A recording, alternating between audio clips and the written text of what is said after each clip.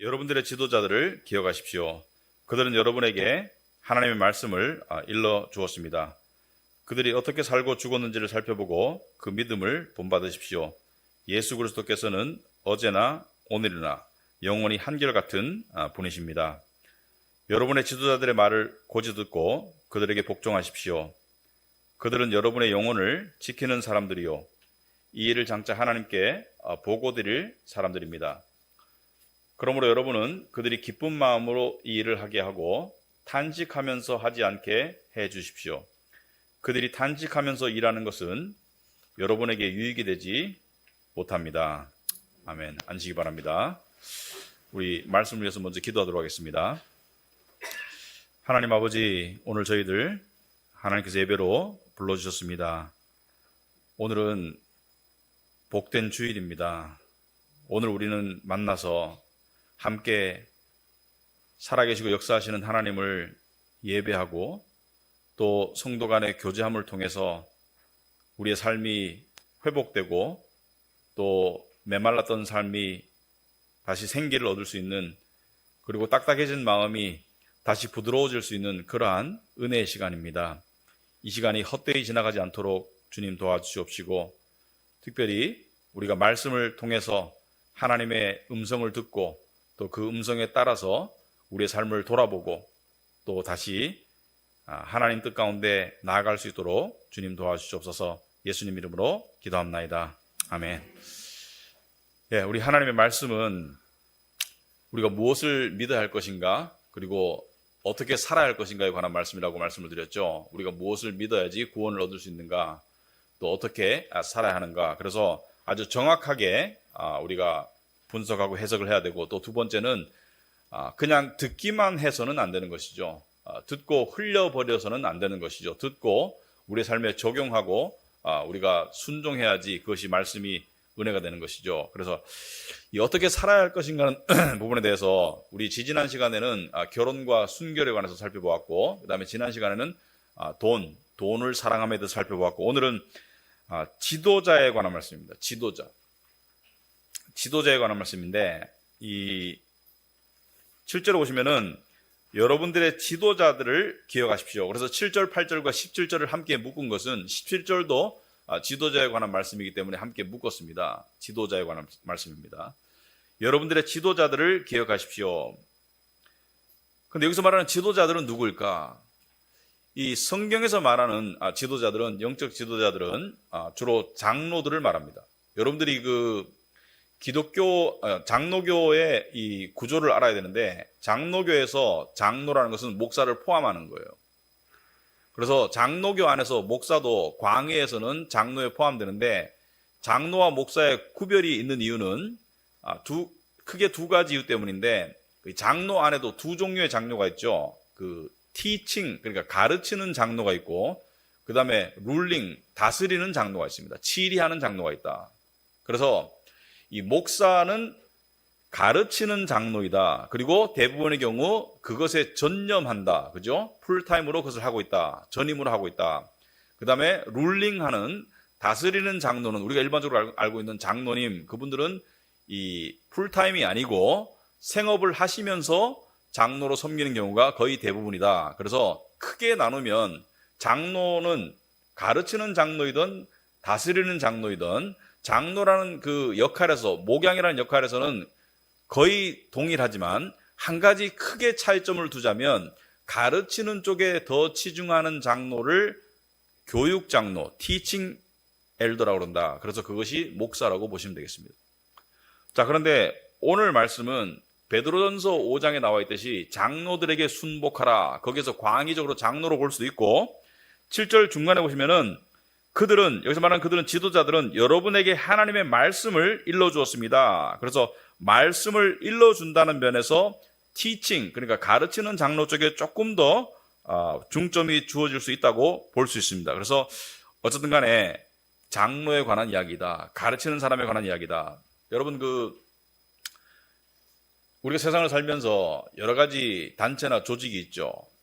근데 가족도 있고, 직장도 있고, 여러 가지 동호회도 있고, 단체나 조직이 있는데, 사실 교회는 우리가 세상적인 기준에서 볼 때는 우리가 이 분별할 수 없지만 우리가 객관적인, 영원한 객관적인 관점에서 봤을 때 교회보다 더 중요한 공동체는 없습니다.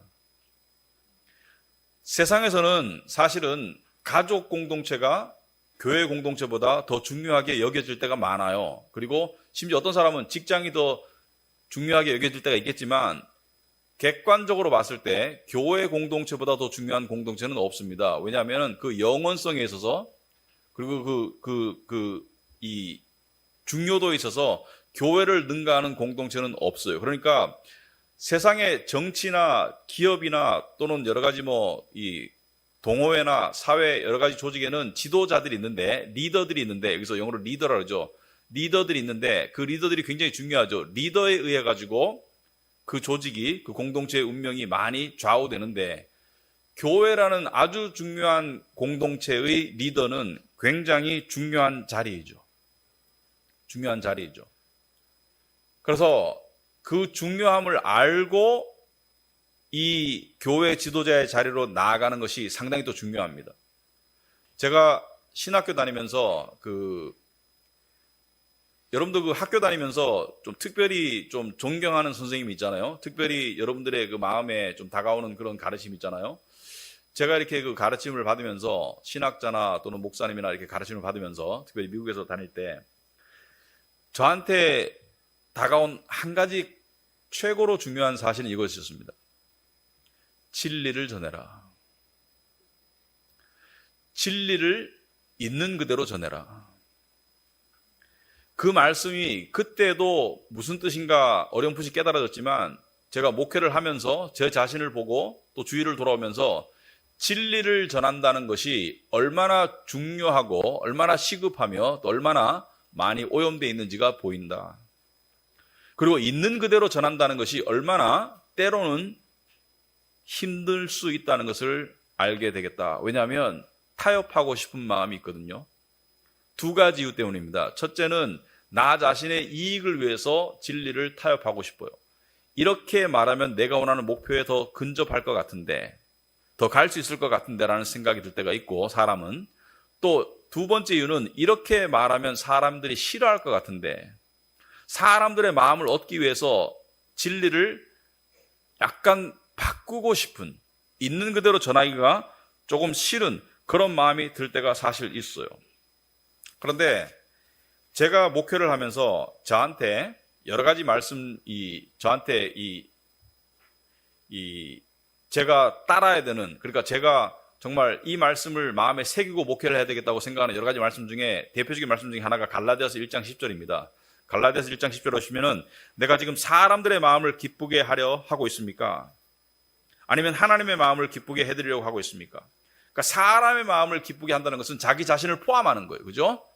나를 기쁘게 하기 위해서 또는 사람들을 기쁘게 하기 위해서 귀에 간지러운 소리를 하고, 대표적으로 여러분 성도들이 너무나 뭔가를 원할 때 기도하시면 들어줄 거야 라고 말하면 성도들이 얼마나 좋아하겠어요? 그런데 그렇게 말할 수 없는 것이죠.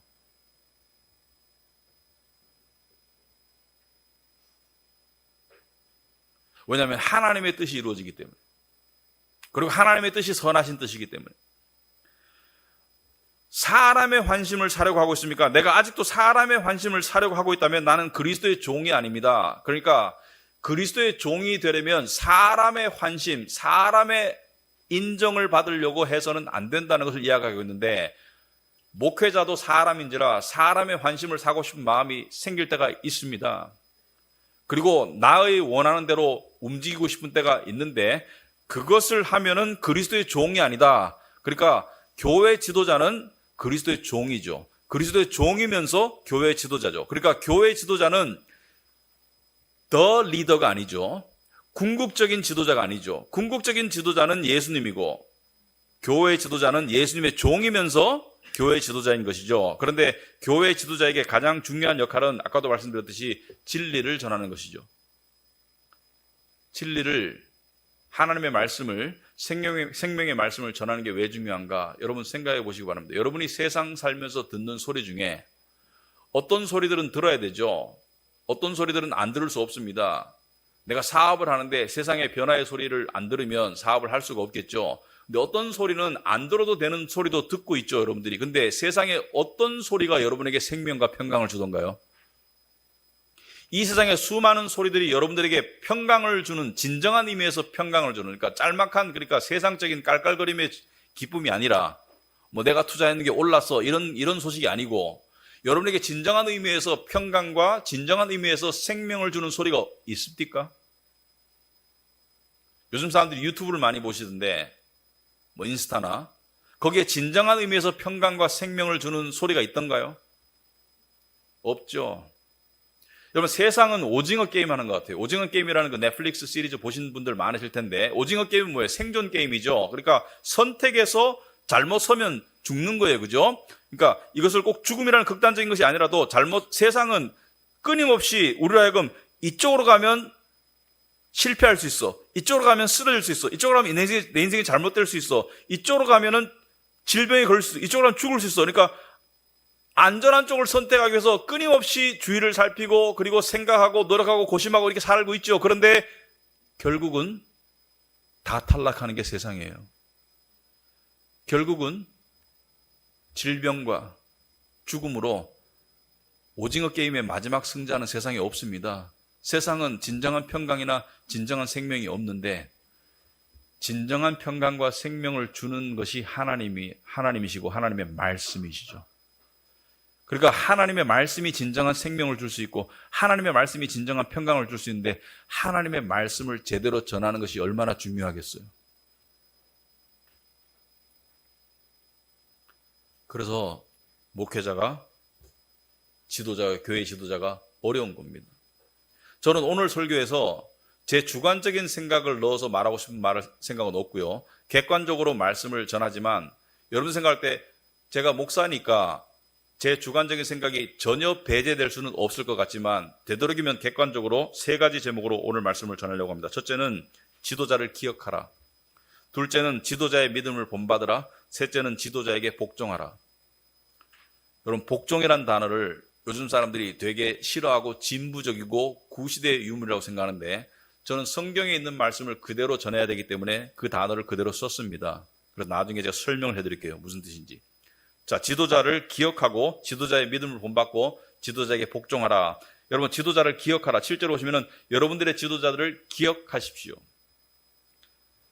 그들은 여러분들에게 하나님의 말씀을 일러 주었습니다. 여러분, 말씀은 구체적으로 깨닫지 않으면 이해하기가 곤란하고 적용하기가 불가능합니다. 지도자들을 기억한다는 게 무슨 뜻일까? 여러분, 지도자의 뭘 기억하라는 거예요? 지도자들을 기억하라는 게 무슨 뜻이에요? 여러분들의 리더를, 여러분들의 이 장로나 목회자들을 기억한다는 게 무슨 뜻이죠? 기억한다는 것은 그들의 수고를 생각하고 감사한다는 뜻이에요. 그들의 수고를 이해한다는 뜻이에요. 여러분, 사람은 역지사지가 100% 될 수는 없어요. 그죠? 사람은 나의 삶을 100% 이해할 수 있는 분은 하나님밖에 없습니다.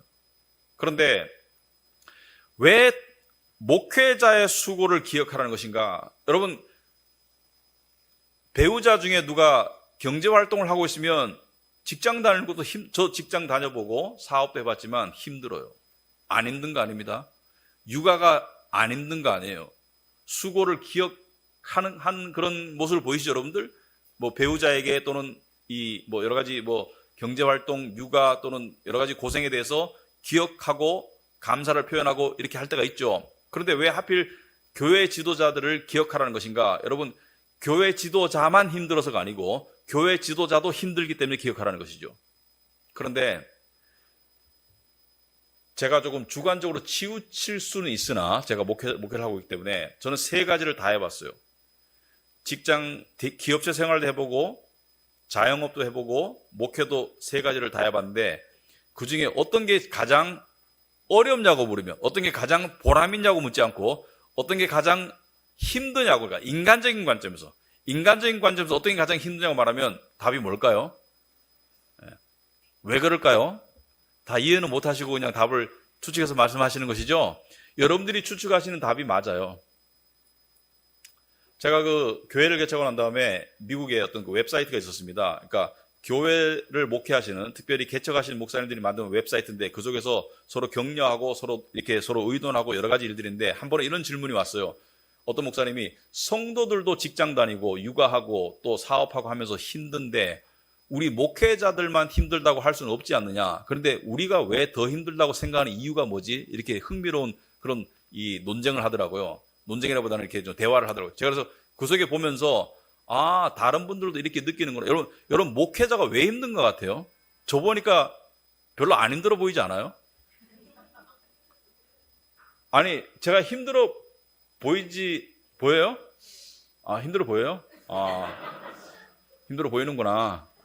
나도 사람이구나. 예. 목회가 힘든 이유가 많이 있어요. 여러분, 목회가 힘든 것은 많은 것을 참아야 합니다. 사업은, 직장은 기준이 분명해요.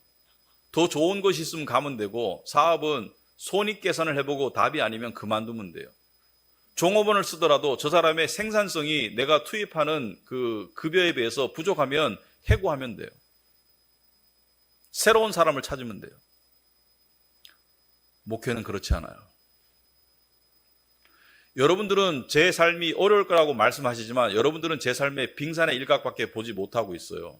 왜냐하면 제가 겪는 많은 힘든 부분들은 여러분들에게 말할 수 없는 부분들이에요. 특히 사람 사이에 발생하는 일들은 여러분들에게 말할 수 없는 부분이 거의 대부분이겠죠. 그 두 번째, 목회가 힘든 이유는 직장은 가서 내가 맡은 일을 그냥 기분이 어떻든 내 내적 상태가 어떻든 수행하면 되고, 물론 업무 능력은 조금 좌우가 되겠죠. 내가 비즈니스를 하면 내가 집에서 부부싸움을 했든지 간에 어떤지 간에 가가지고 결제하고 내가 이렇게 하면 돼요. 물론 비즈니스가 안 힘든다는 거 아니에요. 근데 목회는요, 내면과 외면이 통해야 되는 일이죠. 내가 영적으로 깨어있지 않으면, 내가 심령을 다스리지 않으면 말씀을 가르칠 수 없어요. 가르쳐도 은혜가 안 돼요. 그래서 운동선수나 음악가가 자기가 가지고 있는 기량을 유지하기 위해서 먹는 음식, 또 잠자는 시간, 또 여러 가지 이 활동들을 다 제어하듯이 목회자도 그런 심정으로 살아가는 거예요. 그래서 목회자의 삶이란, 근데 제가 이렇게 말해봤자 여러분 이해 못하세요. 결국은 이해 못하는데 한번 돼보시면 되어야 알 수 있는데 될 사람이 별로 없잖아요. 그죠? 그러니까 넘어갑시다. 그래서 넘어가고 더 이상 얘기하면은 여러분들이 답은 말씀하셨으니까 그걸로 위안을 삼을게요. 예, 목회가 제일 힘들어요. 예. 자, 그 다음에 또 지도자를 기억하라. 자, 지금 제가 드리는 말씀은 전혀 사심 없이 듣기 바랍니다. 저는 여러분에게 더 바라는 거 없어요. 그런데 기억하라는 것은 감사를 표시하라는 뜻입니다. 저는 우리 교인분들 중에 저한테 이 감사의 표시를 하시는 분이 있어요. 말로 하시는 분도 있고 어떤 작은 선물로 하시는 분들이 있는데 사실 위로와 격려가 됩니다. 왜냐하면 목회를 하면서 사람은 내가 제대로 하고 있는가? 그것을 항상 스스로에게 묻고 그리고 확인하고 싶어하는 그런 본성이 있기 때문에 성도들이 마음을 담아서 그런 감사를 말로 표현하거나 또는 작은 선물로 표현할 때 그 선물의 크고 작고를 떠나가지고 그것이 위로와 격려가 돼요. 근데 사실은 우리 교인분들에게도 제가 참 감사하지만 이상하게도 외부 분들이 빈도수에 따르면 더 많은 감사를 저에게 보내오고 있어요. 이메일로 보내오시는 분들도 있고, 제가 유명한 사람은 아니지만 또 심지어 어떤 분들은 선물을 보내세요. 그런데 그 선물이 좋다기보다는 어떤 선물은 제가 받아도 사실 저는 안 먹는 선물도 있어요. 제가 싫어하는 선물도 있어요. 그러나 중요한 건 뭐예요? 그 마음이 전해지는 것이죠.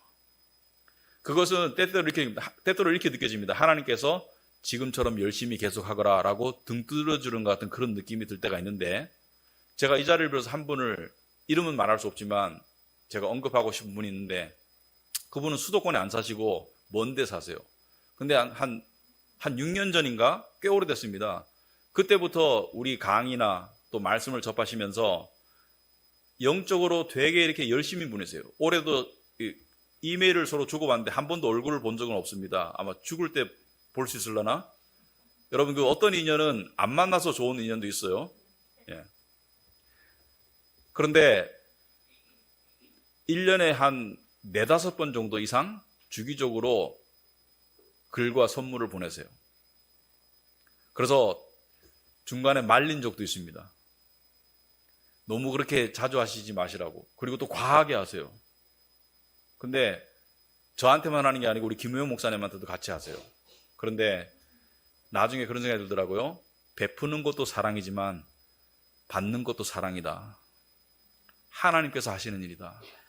그래서 저한테는 아주 소중한 기억과 인연으로 남아있는 분입니다.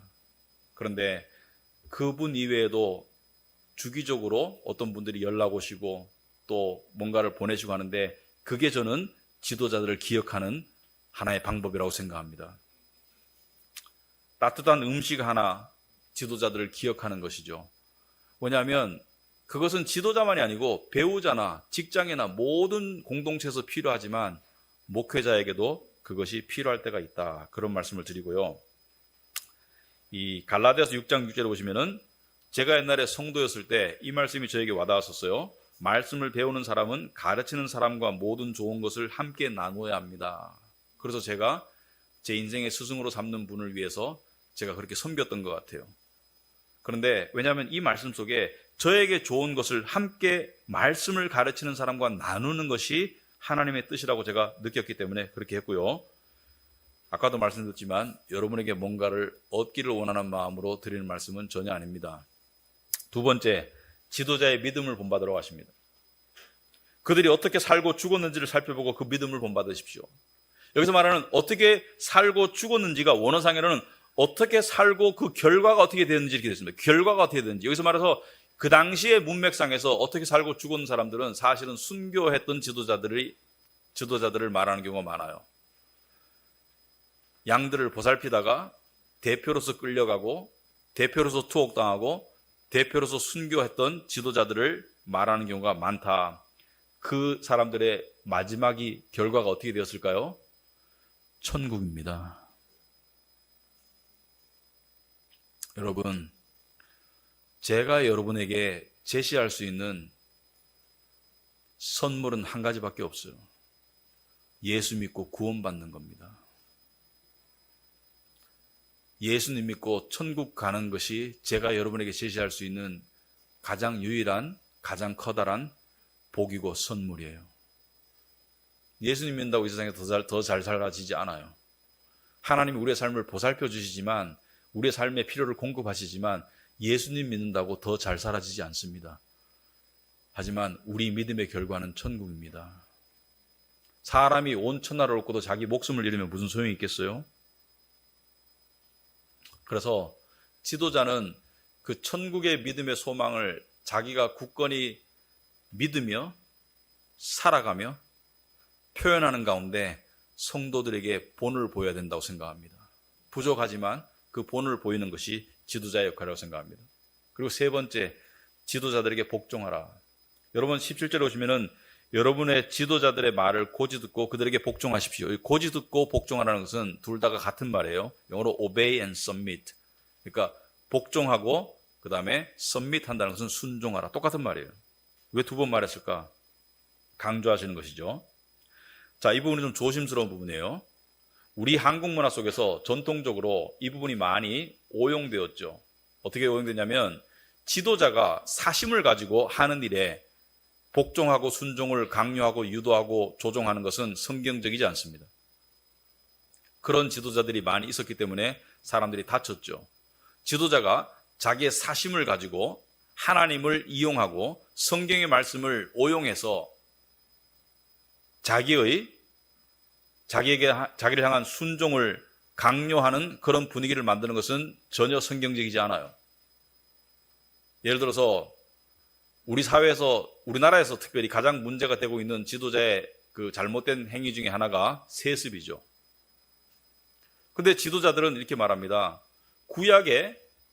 제사장 직분을 자식이 물려받았는데 세습은 성경에서 말하는 거야. 이렇게 어불성설입니다. 교회는 기업이 아니에요. 교회는 사유재산이 아닙니다.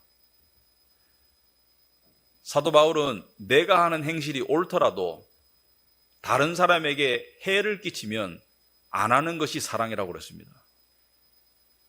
수많은 사람들의 가슴을 아프게 하면서 세습을 한다는 것은 그것은 성경적이지도 않고 그것은 하나님이 기뻐하시지도 않습니다. 하지만 그런 사례가 있다고 해가지고 그런 목회자들의 잘못된 부분이 있다고 해가지고 목회자들의 성경적인 권위와 가르침을 복종하지 말라는 것은 전혀 아니에요. 제가 직접적으로 물어보겠습니다. 목회자들이 하는 성경적인 가르침과 명령을 순종하는 것이 하나님을 순종하는 게 맞습니까? 아닙니까? 맞아요. 목회자들이 하는 성경적인 가르침과 성경적인 명령을 불순종하는 것은 하나님을 불순종하는 게 맞습니까? 아닙니까? 맞아요. 구별할 줄 알아야 됩니다.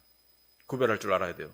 그러나 목회자도 오류를 발생시킬 수가 있어요. 그래서 중요한 것은 목회자도 성경적이어야지만 성도들도 성경적이어야 되죠. 여러분, 한국 교회에 대해서 교인 숫자는 많이 늘었지만 안에는 썩었다는 말을 제가 10몇 년 전부터 듣고 있습니다. 외국 사람들한테.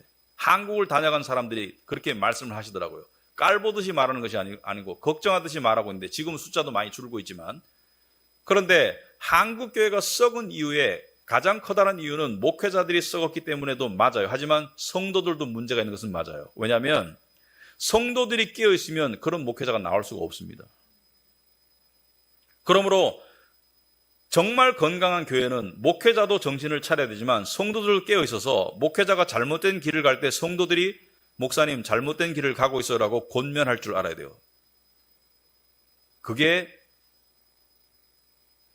두세 사람이 이루어가는 하나님의 교회입니다. 하나님의 교회는 혼자 이루어가는 게 아니에요. 그런데 자, 오늘 말씀 보시면은 여러분의 지도자들의 말을 고지 듣고 그들에게 복종하십시오. 그들은 여러분의 영혼을 지키는 사람들이요 이 일을 장차 하나님께 보고 드릴 사람들입니다. 왜 목회자들을 말을 고지 듣고 그들에게 복종하라고 하는가? 여러 가지 이유가 있는데, 첫째는 그들이 여러분의 영혼을 지키는 사람들이기 때문에. 영혼을 지킨다는 것처럼 귀하고 힘든 일이 있을까요? 힘든 일을 하는 사람에게 힘을 실어주기 위해서 그들의 말을 따라달라는 거예요. 힘든 전쟁을 치르는 장군이 있는데 병사들이 안 따라주면 그 장군은 전쟁을 치를 수 없겠죠. 그러니까 영혼을 지키는 사람들이요 이 일을 장차 하나님께 보고 드릴 사람들입니다. 여기서 보고 드린다는 것이 원어상이면 하나님께 심판받는다는 것이에요. 목회자들은 자기에게 맡겨진 양들의 영혼 상태에 따라서 하나님께 심판받습니다. 야고보서 3장 1절에 보시면은 형제 여러분, 여러분은 선생이 되려고 하는 사람이 많아서는 안 됩니다. 여러분이 아는 대로 가르치는 사람인 우리가 더 큰 심판을 받을 것입니다. 가르치는 사람이 누구예요? 바로 지도자. 지도자들이 더 큰 심판을 받을 것을 이야기하고 있습니다. 그래서 어떤 목사님은 성도 중에 목사님 저 신학교 가려고요. 그러면 첫 번째 답이 가지 말랍니다. 가지 마. 그 깜짝 놀란대요. 신학교 가려고, 성도가 신학교 가려고 하면은 가라고 격려하는 게 목사님의 역할이지 왜 가지 마라고 할까? 목사님 말 가지 마라고 해도 하나님이 부르신 사람은 간다는 거예요. 근데 쓸데없이 가는 사람이 너무 많다는 거예요. 제가 들은 이야기 중에 제일 웃긴 이야기가, 물론 그럴 수 있어요. 그럴 수가 있는데 그런 경우도 있을 수 있습니다. 이것저것 해보고 다 실패해서 목회하러 왔습니다. 이것저것 해서 다 실패했는데 왜 목회를 하러 와요? 목회자가 실패자들의 모임인가? 아니죠. 물론 하나님께서 그렇게 부른 사람도 있어요. 그렇게 부른 사람도 있지만 이것저것 다 했는데 실패한 사람들이 모이는 게 목회자가 아니더라고요. 그런 사람은 목회에도 실패해요.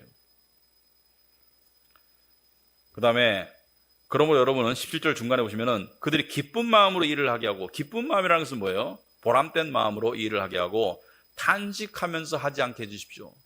그렇게 힘든 일을 하는데 탄식은 뭐예요? 탄식이라는 것은 고통 가운데 나오는 한숨이죠. 탄식하면서 하지 않게 해주십시오. 그들이 탄식하면서 일하는 것은 여러분에게 유익이 되지 못합니다. 그러니까 목회자가 탄식하면 여러분에게도 은혜가 안 된다는 거예요. 목회자가 너무 고통스럽고 신음하면 은혜가 안 된다는 거예요. 근데 항상 중용이 중요한데, 성경의 원리는 항상 중용인데, 제가 하나 예를 들어보면 우리 교회는 해당이 안 돼요. 그러니까 제가 지금 말하는 것이 우리 교회라고만 생각하시면 안 돼요. 어떤 거는 해당이 될 수 있고 어떤 건 해당이 안 돼요. 그런데 제가 보니까 목회자들 중에 경제적 어려움 때문에 탄식하는 분들이 상당히 많아요. 근데 교회는 기업이 아니거든요. 그러므로 교회가 엄청 크다고 해가지고 대기업처럼 총수가 많은 보수를 받아가듯이 그것도 성경적이지 않더라고요. 제가 성경적인 교회를 미국에서 보니까 그 동네의 그 교인들의 중간을 주는 것이 원칙이더라고요. 그게 성경의 원칙이더라고요. 레위인의 법칙에.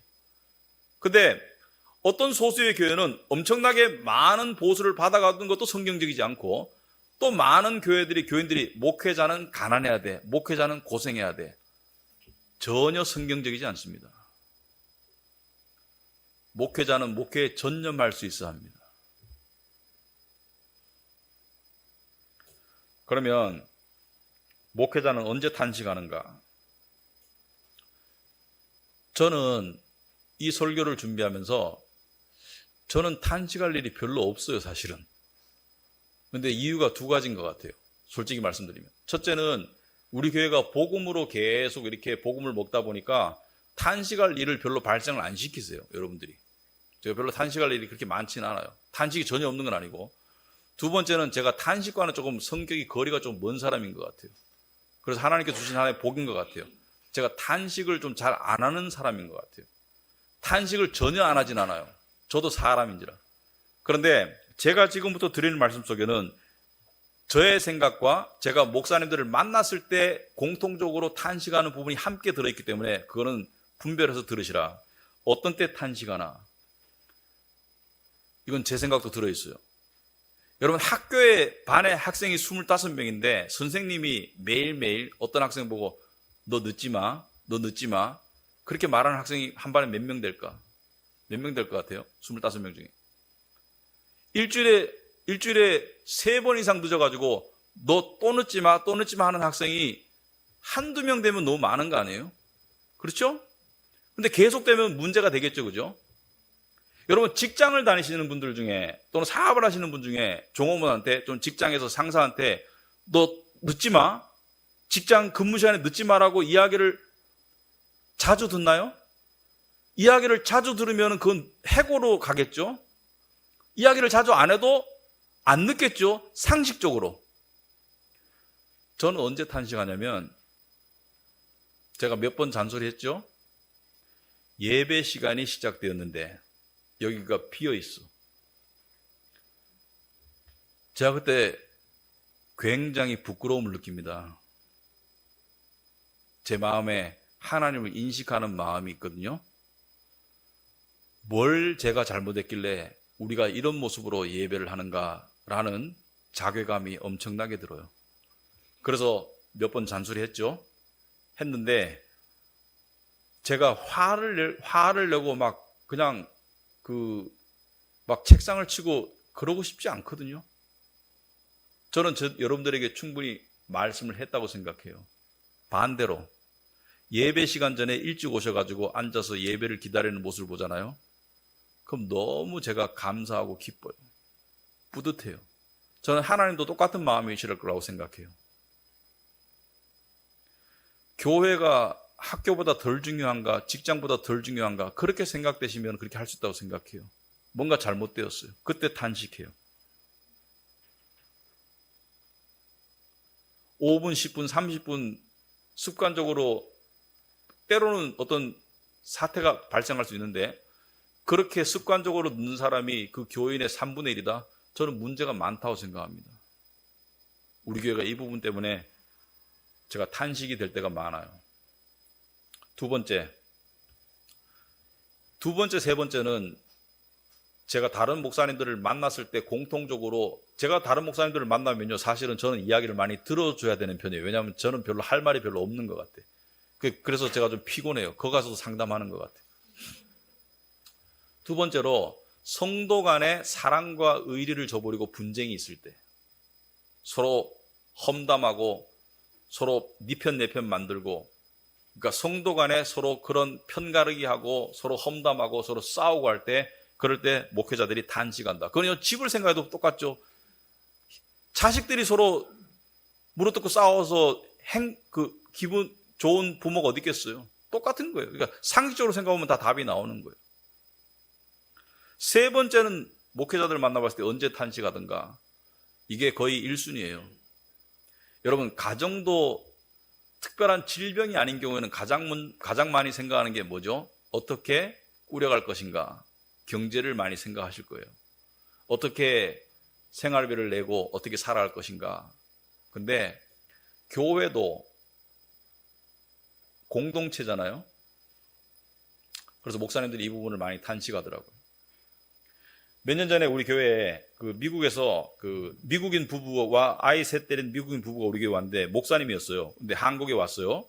한국의 용산 인터내셔널 스쿨의 채플린으로 오셨는데, 저하고 같은 학교 다른 캠퍼스를 나오셔가지고 제가 만나서 이야기를 해봤는데, 미국에서 한국 오기 전에 다른 목사님하고 둘이서 팀으로 교회를 개척했는데, 자기 먼저 빠져나오고 자기 나오고 난 다음에 얼마 있다가 그 목사님도 다른 데로 가버리고 교회는 무산되었다. 한 30명 됐는데 무산되었다. 그래서 왜 그러셨나고, 왜 그런 일이 발생했냐고 물어보니까 어느 날 헌금 명단을 봤답니다. 그 헌금 명단을 보고 목사는 알 거 아니에요. 이 사람이 돈을 버는지 안 버는지, 학생인지 직장인인지 사업가인지 알 거 아니에요. 그 명단을 보고 너무나 충격과 낙심을 한 나머지 더 이상 거기 있을 수가 없었답니다. 왜? 당연히 할 줄 알았던 사람들이 11조 생활도 안 하고 헌금도 안 내고 그런 교회를 내가 어떻게 세워가겠는가라고 좌절했는데, 제가 목사님들을 만나면 그런 얘기를 많이 하세요. 그런 시험이 드는 얘기를 많이 하세요. 그럼 저는 시험이 안 드나? 저는 제가 하는 것이 성경적인지는 모르겠어요. 제가 하는 방법이 성경적인지는 모르겠어요. 하지만 저는 목회를 처음 시작할 때 제 나름대로 한 결심이 있습니다. 나는 절대로 구체적으로 알지 않으리라. 그리고 하나님께 기도했습니다. 하나님, 제가 돈 얘기를 자꾸 해야 되는 그런 비굴한 상황이 될 것 같으면 목회를 안 하겠습니다. 그것만은 하나님께서 알아서 해주세요.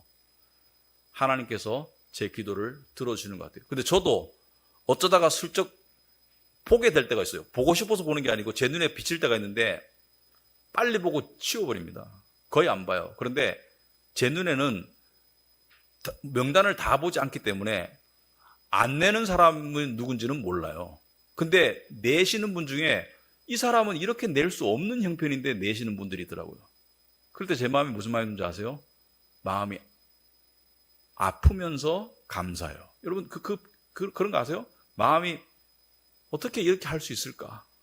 그리고 제가 속으로 기도합니다. 하나님, 이분의 필요를 채워주세요.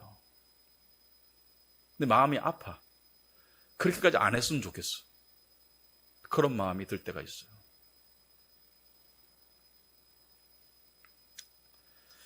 그 외에도 목회자들이 단식하는 여러 가지 케이스가 있겠지만 오늘은 목회자 넋두리 시간은 아니에요. 그죠? 근데 여러분들이 오늘 본문은 목회자에 관한 말씀이 지도자에 관한 말씀이 아니죠. 지도자에 관해서는 또 다른 본문들이 있겠죠. 오늘 본문은 성도님들에게 주시는 말씀이죠. 그런데 사람이 궁극적인 지도자라면 그 교회는 희망이 없어요. 사람이 궁극적인 지도자가 될 수 없죠. 그래서 8절 말씀이 있는 거예요. 예수 그리스도께서는 어제나 오늘이나 영원히 한결같은 분이십니다. 아멘. 예수님은 어제 말씀으로, 여기서 말하는 어제는 문자 그대로 yesterday를 말하는 게 아니겠죠. 어제 말씀으로 세상을 창조하셨어요. 그 말씀의 능력이 육신을 입고 오셔서 오늘 구원을 이루셨고요. 그리고 그분께서 영원한 왕이 되셔서 천국에서 영원히 다스릴 것입니다. 그분이 우리의 궁극적인 지도자예요. 저 같은 사람은 저는 이렇게 표현하죠. 양치기 개다. 양의 궁극적인 목자는 예수님이고 양들은 여러분이고, 저는 양치기 개로서 목자를 따라가라고 짓는 게 저의 일이고, 또 다른 비유를 주자면 저는 소목자들이다. 그 중에 하나다. 그러니까 저도 목자를 따라가지만 목자를 따라가는 가운데 양들 보고 함께 따라가자고 말하는 것이 저의 역할이다. 그러므로 저는 말씀을 통해서 이렇게 가야 돼. 말씀을 통해서 이렇게 믿어야 돼. 말씀을 통해서 이렇게 살아야 되라고 말하는 것이 저의 역할이다. 그렇게 생각합니다. 그래서 우리 카비넌트 교회가 그런 교회로 자라갔으면 좋겠습니다. 저는 사람은요, 미래를 생각하지 않는 사람 없겠죠. 오늘 말씀 보시면은 여러분들의 지도자가 어떻게 살았고 죽었는지를 생각하라. 저 같은 사람은 왔다 갔다 하는 거예요. 저는 종착역이 있는 거예요. 그리고 저는 여러분의 죄를 위해서 제가 죽지 않았어요. 여러분의 죄를 위해서 죽으신 분은 예수 그리스도입니다. 그분이 여러분의 목자예요. 그분이 여러분의 목자예요. 그래서 진정한 목자 되시는 예수님을 함께 따라가지만 저의 역할도 제가 열심히 해야 된다. 그리고 여러분들은 제가 성경적으로 하는 가르침과 성경적으로 하는 명령은 여러분들이 따라 주시고 복종해 주셔야지 올바른 교회가 될 수 있습니다. 그런 마음으로 살아가는 우리 교회가 되기 바랍니다. 기도하겠습니다. 하나님 아버지, 저희에게 주시는 말씀을 달게 받기를 원합니다. 하나님 아버지, 이 세상 가운데 구원만큼 소중한 것이 어디 있으며 그런 관점에서 볼 때 교회만큼 소중한 공동체가 어디 있겠습니까? 그 교회의 생명을 구성하고 이루어가는 저희들에게 하나님께서 주시는 질서의 말씀을 우리가 달게 받아서 지도자는 지도자 역할을 올바로 수행하고 또 성도들은 따라가는 역할을 올바르게 할 때 하나님이 원하시는 아름다운 교회가 이루어지리라고 믿습니다. 우리 카비넌트 교회가 그런 교회 될 수 있도록 주님 보살펴 주시고 도와주시옵소서. 하나님께 의지하고 맡깁니다. 예수님 이름으로 기도합나이다. 아멘.